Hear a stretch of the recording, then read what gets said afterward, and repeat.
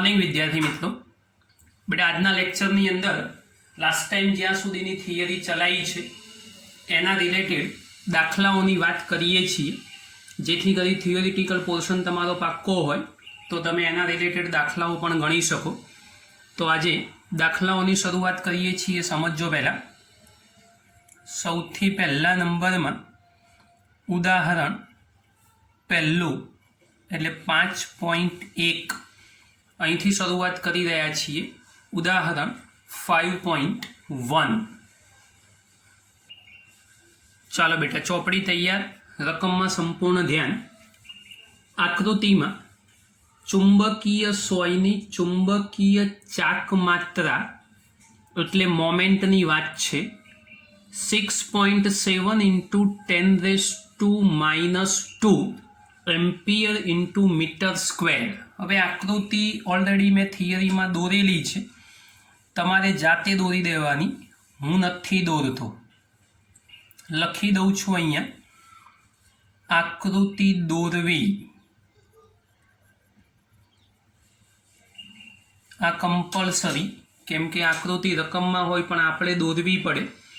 मोमेंटनुं मूल्य आप्युं छे बेटा, जुओ सौथी पहला m is equal to 6.7 into 10⁻² ampere into metre square. जड़त्वनी चाक मात्रा 7.5 गुण्या 10⁻6। जड़त्वनी चाक मात्रा एटले I थशे 7.5 into 10⁻6 kilogram into metre square. 11मुं धोरण याद करी लेवानुं। ते 6.70 सेकंड में 10 दोलनों पूरा करे छे। 6.70 सेकंड में 10 दोलनों पूरा करे छे। तो आ त्रिराशि आपणे शोधवी पड़शे। आम तो डायरेक्ट थई जाय आवर्तकाल एटले एक दोलन पूरुं करवा माटे लागतो समयगाळो। तो सिंपल लखवू होय तो लखी शकाय एक दोलन पूर्ण करवा लागतो समयगाळो एटले आवर्तकाल। तो जो डायरेक्ट मारे टी लखवो होय तो हूँ लखी सकूँ 6.70 सेकंड में 10 दोलनों। तो 6.70 भाग्या 10 करी दईश। 6.70 भाग्या 10 तो डायरेक्ट 0.67 सेकंड आवर्तकाल मळी जशे। आ सिंपल बात छे बेटा, 12मा धोरणमां आवुं शीखवाडवुं जरूरी नथी। तो चुंबकीय क्षेत्रनुं मूल्य बी तमारे शोधवानुं छे। सूत्र तमारे याद करी लेवानुं। याद करो एटले तमारुं काम पूरुं थई जशे। ना समझ पड़े तो हजू बी त्रिराशि कही दऊं। आ डायरेक्ट आवर्तकाल में आइडिया ना आवे तो 10 दोलन पूरुं करवा माटे लागतो समयगाळो 6.70 सेकंड। तो एक दोलन एक एटलो 1 गुण्या 6.70 भाग्या 10 डायरेक्ट लखी दीधेलुं छे बेटा, याद राखजो। चुंबकीय क्षेत्रनुं सूत्र डायरेक्ट लास्ट टाइम तमने शीखवाड़ी दीधुं हतुं। याद होय अने मूकी दो तो सौथी सारूं। अने मानी लो के भाई ए सूत्र धारो के आपणने याद नथी अने आवर्तकाळनुं सूत्र याद छे। कयुं के भाई T is equal to 2 pi square root of I upon MB। तो बी चाले। डायरेक्ट बी वाळुं मूकशो तो बी कशो वांधो नथी। अने डायरेक्ट जो ना मूकवुं होय अने आ सूत्र परथी तमे बी ने करता बनावो तो वात तो सरखी ज थशे। जुओ बनी आपू, थियरी में तो शीखवाडेलुं ज छे। 4 pi square I upon MB। B ने करता बनावो, बी उपर जशे 4 pi square I m into T square. मात्र किंमत मूकी दो बेटा, सादुरूप जाते करवू पड़शे। गणतरी કેલ્ક્યુલેટરનો ઉપયોગ કરી શોધવાની ચુંબકીય ક્ષેત્રનું મૂલ્ય એ તૈયાર થઈ જવું જોઈએ. એકમ થશે ટેસ્લા. યાદ રાખજો. આ જવાબ જાતે શોધી દેવાનું. સહેલો પ્રશ્ન, કશું અઘરું નથી બેટા, ધ્યાન રાખજો. નવો પ્રશ્ન લઈએ છીએ. ઉદાહરણ 5.2. રકમમાં સંપૂર્ણ ધ્યાન હોવું જોઈએ. એક નાના ગજિયા ચુંબકને તેની અક્ષ 800 ગોસ જેટલા બાહ્ય ચુંબકીય ક્ષેત્ર સાથે 30ના કોણે મૂકતા તે 0.016 ન્યૂટન ઇન્ટુ મીટર જેટલું ટોર્ક અનુભવે છે. બહુ બધી વાતો શોધવાની લખેલી છે. એ વિકલ્પ ચુંબકની ચુંબકીય ચાક માત્રા કેટલી હશે. બી વિકલ્પ મહત્તમ સ્થાયી સ્થિતિમાંથી મહત્તમ અસ્થાયી સ્થિતિમાં લાવવા માટે કેટલું કાર્ય કરવું પડશે. સી વિકલ્પ આ ગજિયા ચુંબકની જગ્યાએ તેટલી જ ચુંબકીય ચાક માત્રા ધરાવતો સોલેનોઇડ મૂકવામાં આવે છે જેના આડછેદનું ક્ષેત્રફળ આપણને આપેલું છે. 1000 આંટાઓ આપેલા છે. સોલેનોઇડમાંથી પસાર થતા પ્રવાહનું મૂલ્ય પણ આપણે શોધવાનું છે. બેટા રકમમાં જે કોઈ પણ ડિટેલ આપેલી છે સૌથી પહેલાં ડિટેલ લખીશું અને પછી મુદ્દાઓ પ્રમાણે આગળ જઈશું. કયા કયા સૂત્રનો ઉપયોગ થશે અને કેટલી કિંમતો મૂકવી પડશે. સૌથી પહેલાં ચુંબકીય ક્ષેત્ર આપી દીધેલું છે આપણને કેપિટલ બી, અને capital B is equal to મૂલ્ય આપ્યું છે 800 ગોસ. હવે 800 ગોસના ટેસ્લા કરવા હોય તો 800 ગુણ્યા 10⁻⁴ ટેસ્લા. કશું અઘરું નહીં આમાં. થીટા બરાબર 30 ડિગ્રી કહી દીધેલો છે તો લખી દઈશું 30 ડિગ્રી. પછી આપ્યું છે ટોર્કનું મૂલ્ય 0.016 newton into metre. 0.016 newton into metre બેટા ટોર્ક આપેલું છે. સૌથી પહેલાં ચુંબકની ચુંબકીય ચાક માત્રા આટલામાં આપણને મોમેન્ટ મળી જશે. તો સૌથી પહેલો એ વિકલ્પ શોધવો છે.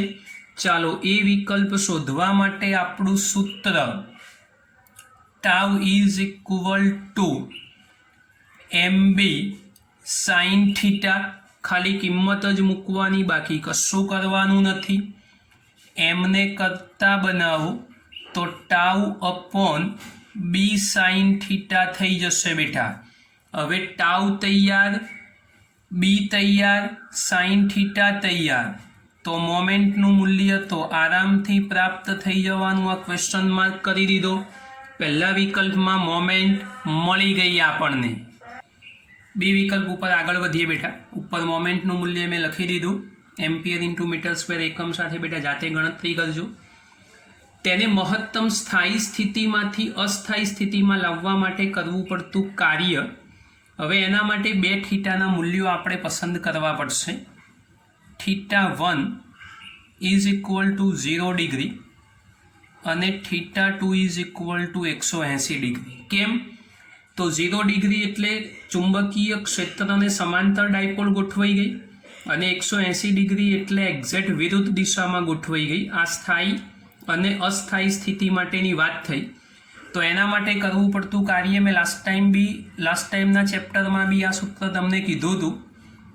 mb into bracket cos θ1 minus cos θ2. એમ ઉપરથી મળી જશે, બી તમને આપેલો છે. θ1 અને θ2 યાદ હોવા જોઈએ. cos θ1 0 મૂકશો, θ2 180 મૂકશો. cos 0 ઇઝ ઇક્વલ ટુ થઈ જશે 1 અને cos 180 થશે -1. કિંમત મૂકી સાદુરૂપ આપશો બેટા, એટલે આના પણ જવાબમાં કોઈ તકલીફ નહીં પડે. જુઓ આટલું નોર્મલ ગણી આપું કદાચ. cos of 0 minus cos 180, therefore mb આ 1 થઈ જાય માઇનસ આ -1 થાય. આ ચોરસ કૌંસ બી પૂરો કરી દીધો. એટલે MB 1 + 1 એટલે 2 થઈ જશે, એટલે 2 MB બનશે. હવે કિંમત મૂકી અને સાદુરૂપ જાતે કરજો બેટા. આ કાર્ય મળી જશે તમને જૂલ એકમમાં. એટલે બીજા નંબરના મુદ્દાની વાત પૂરી થઈ ગઈ. હવે આપણો બચ્યો સી વિકલ્પ, જે સોલ્વ કરવાનો બાકી છે. હવે સી વિકલ્પ ઉપર આગળ વધીએ છીએ. જુઓ ધ્યાનથી. હવે સી વિકલ્પની વાત કરું છું. રકમના શબ્દો: આ ગચિયા ચુંબકની જગ્યાએ તેટલી જ ચુંબકીય ચાકમાત્રા ધરાવતો સોલેનોઇડ મૂકો જેના આડછેદનું ક્ષેત્રફળ અને આંટાઓની સંખ્યા આપેલી હોય તો એમાંથી પસાર થતા પ્રવાહનું સૂત્ર શોધો. કંઈ અઘરી વાત નહીં બેટા. આમાં પણ જે આપેલું છે એ આપણે લખવાનું છે. ચાલો બેટા જુઓ આગળ. હવે અગત્યની વાત, તો આડછેદનું ક્ષેત્રફળ આપેલું છે, આંટાઓની સંખ્યા આપેલી છે, બંને કિંમતો મેં લખી દીધી. અને સોલેનોઇડ માટે વાત કરવી હોય તો સૂત્ર યાદ કરવાનું. સોલેનોઇડ માટે આપણે મોમેન્ટની ફોર્મ્યુલા શોધી હતી, M = NIA. મારે પ્રવાહ શોધવો હોય તો M/NA. હવે M તો એના જેટલી જ કીધી છે, એટલે ઉપર તમે જે શોધેલી હશે એ જ. આંટાઓની સંખ્યા અને આડછેદનું ક્ષેત્રફળ બેટા આપી દીધેલું. કિંમત મૂકીને સાદુરૂપ કરશો એટલે પ્રવાહનું મૂલ્ય એમ્પિયર એકમમાં મળી જશે. દાખલો સહેલો છે, કશું અઘરું નથી. ધ્યાનથી ગણજો બેટા. કોઈ બી જગ્યાએ મુશ્કેલી અથવા કન્ફ્યુઝન લાગે તો ગમે ત્યારે બી પૂછજો, સહેજ પણ ગભરાતા નહીં. હવે નવા પ્રશ્ન તરફ આગળ વધીએ, જેમાં તમને કામ આપીશું આપણે. ઉદાહરણ 5.3 ચોપડી વાંચેલી હોય, થિયરિટિકલ પોર્શન આવડતો હોય તો આ પ્રશ્નમાં મુશ્કેલી ઊભી ના થાય. છતાં બી થાય તો સાહેબ બેઠા છે. જો ગજિયા ચુંબકના નંબર 1 તેની લંબાઈને લંબરૂપે, નંબર 2 લંબાઈને સમાંતર 2 ભાગ કરવામાં આવે તો શું થશે? સહેલામ સહેલી વાત ખબર પડવી જોઈએ. દાખલા તરીકે પહેલા વિકલ્પની વાત કરી દઉં. લંબાઈને લંબ અથવા સમાંતર ગમે તે રીતે તમે ટુકડાઓ કરો તો બી એના સ્વતંત્ર ધ્રુવો તમે જુદા નહીં કરી શકો. 2 અલગ નવા, સંપૂર્ણ નવા ચુંબકો બંને તૈયાર થઈ જશે. એટલે સ્વતંત્ર ચુંબકો મળશે, જે દરેકનો ઉત્તર અને દક્ષિણ ધ્રુવ હોવો જોઈએ. બીજો વિકલ્પ, નિયમિત ચુંબકીય ક્ષેત્રમાં રહેલી ચુંબકીય સોય ટોર્ક અનુભવે પણ પરિણામી બળ અનુભવતી નથી, જ્યારે ગજિયા ચુંબક પાસે મૂકેલી ખીલ્લી ટોર્ક ઉપરાંત આકર્ષી બળ પણ અનુભવે. શા માટે? તો આવા બધા પ્રશ્નો તમારી નજર સામે છે બેટા. ચોપડી વાંચજો, જાતે કામ કરજો, સમજવાનો પ્રયત્ન કરજો. છતાં બી ડાઉટ લાગે કે ના સાહેબ આ નથી આવડતું, નથી સમજ પડતી, તો મને પૂછજો. પણ પહેલાં આવા થિયોરિટિકલ પ્રશ્નો જાતે સમજવા પડે, એને સમજી અને થોડુંક પ્રયત્ન કરવાનો. છતાં બી ના આવડે તો મને પૂછવાનું. પણ આ દાખલો તમારે જાતે ગણવો પડશે. અત્યારે બી કહું છું, ના આવડે તો મને પૂછજો, ગભરાતા નહીં. ચાલો બેટા નવો પ્રશ્ન લઈએ. ઉદાહરણ નંબર 4 5.4. રકમમાં સંપૂર્ણ ધ્યાન. 5 સેન્ટીમીટર લંબાઈના ગજિયા ચુંબકના મધ્ય બિંદુથી 50 સેન્ટીમીટર અંતરે વિષુવરેખીય અને અક્ષીય ક્ષેત્રોનું મૂલ્ય કેટલું હશે?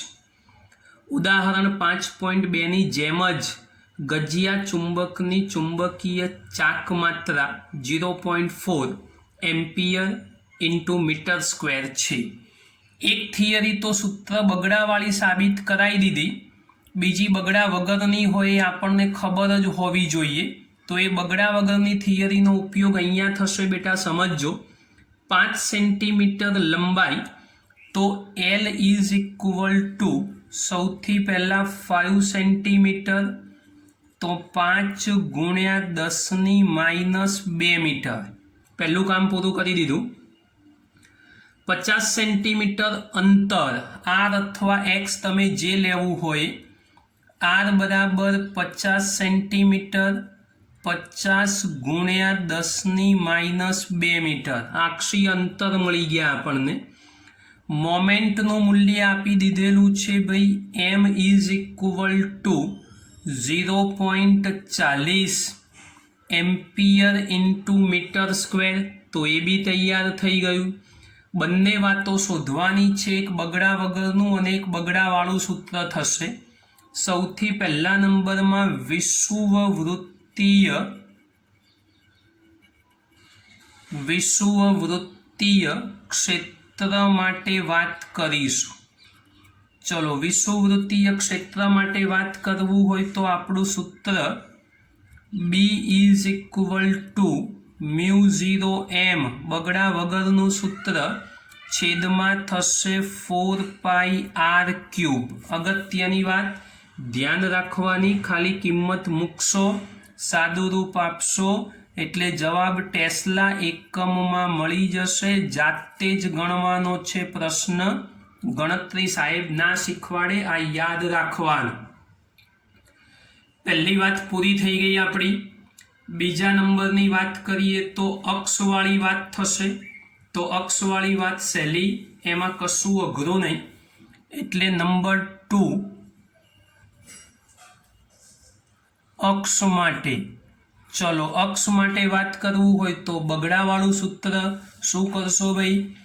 B is equal two μ0 2m એના છેદમાં 4πr³।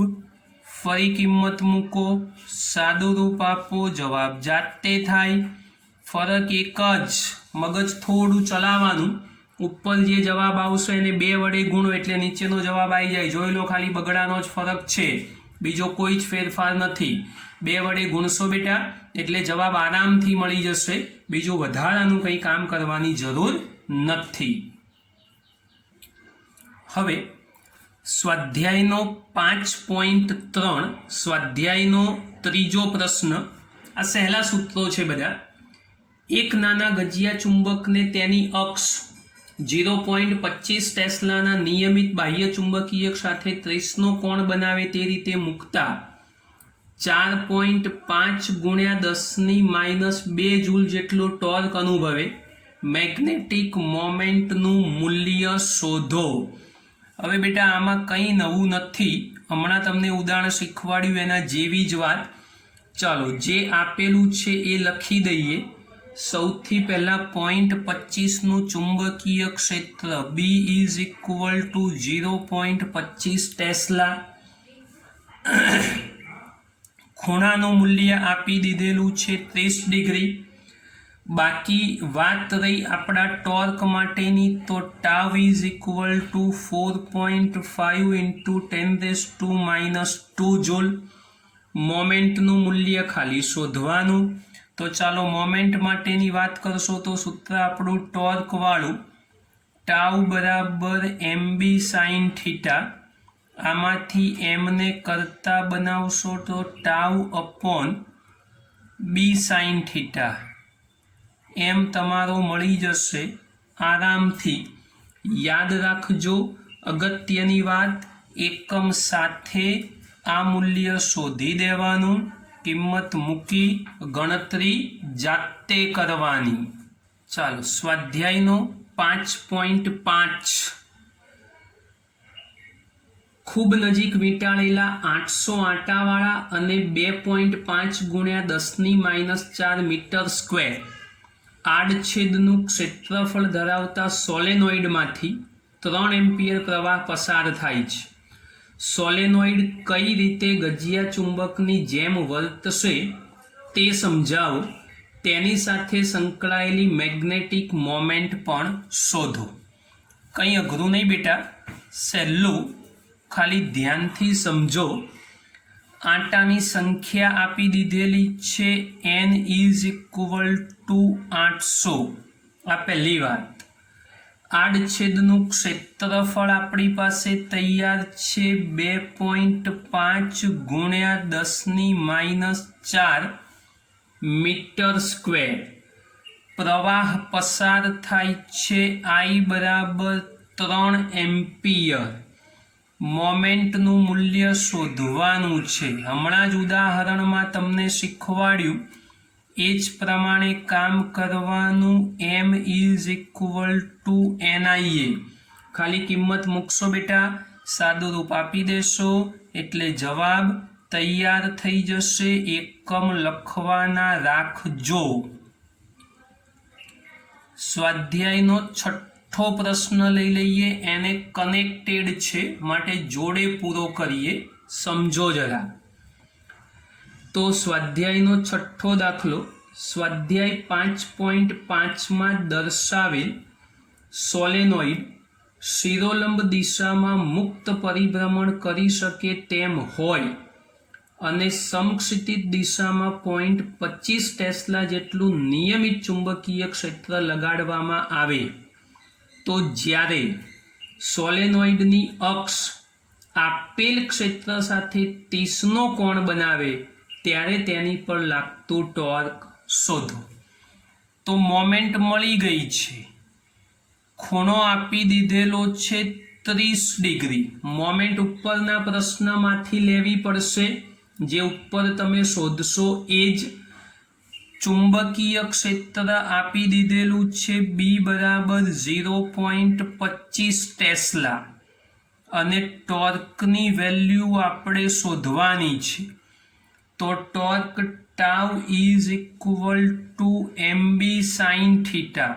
યાદ રાખજો m જે છે એ સ્વાધ્યાય 5.5નો જવાબ લખવાનો છે.